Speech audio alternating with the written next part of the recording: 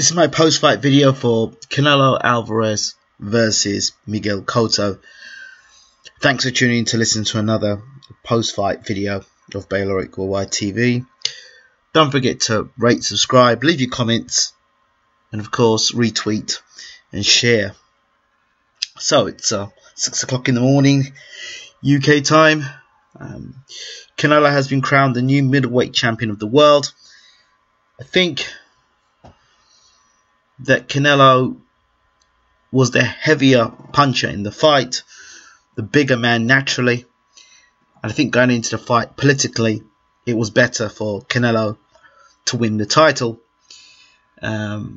Younger, probably more marketable, and moving forward less problems with negotiations than with the diva Miguel Cotto. Of course Miguel Cotto is doing what he has to do to secure his family and his life, and I feel that somewhere around the negotiation table they figured once we get this fight with Canelo, as long as Canelo can stay on his feet for 12 rounds and the fight be close, they'll give the decision to Canelo.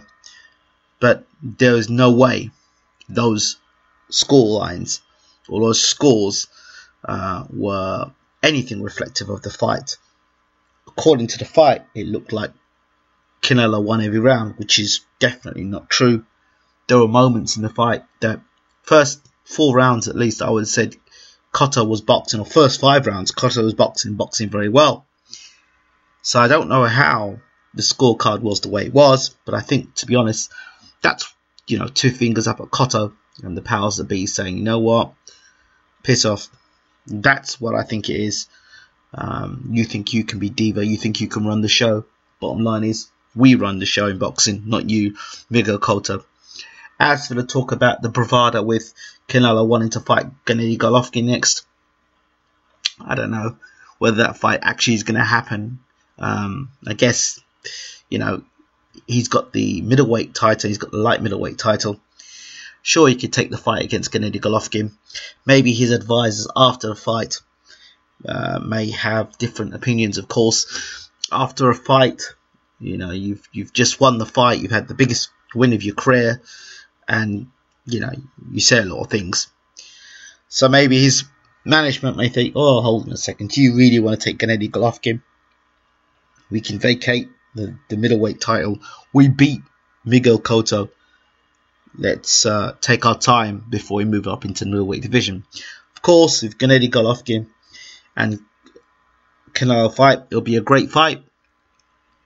Congratulations to Canelo. I don't know what happens now with Miguel Cotto. Does he campaign back at light middleweight? Does he take on Gennady Golovkin at middleweight? I don't think that fight's going to happen. So, who knows?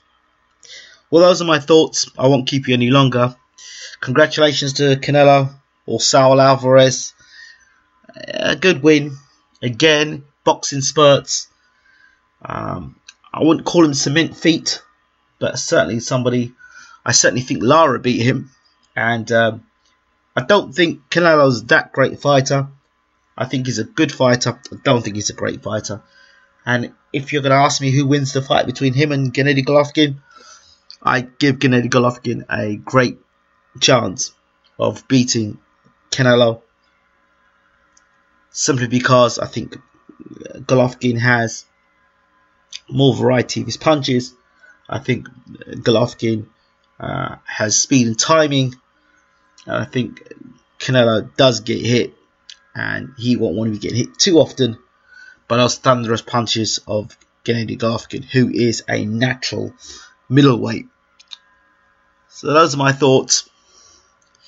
Another thing just to add is that Gennady Golovkin, looking at that fight, will be thinking to himself, hold on a second, Canelo couldn't put Cotto down and he hit him with his best punches.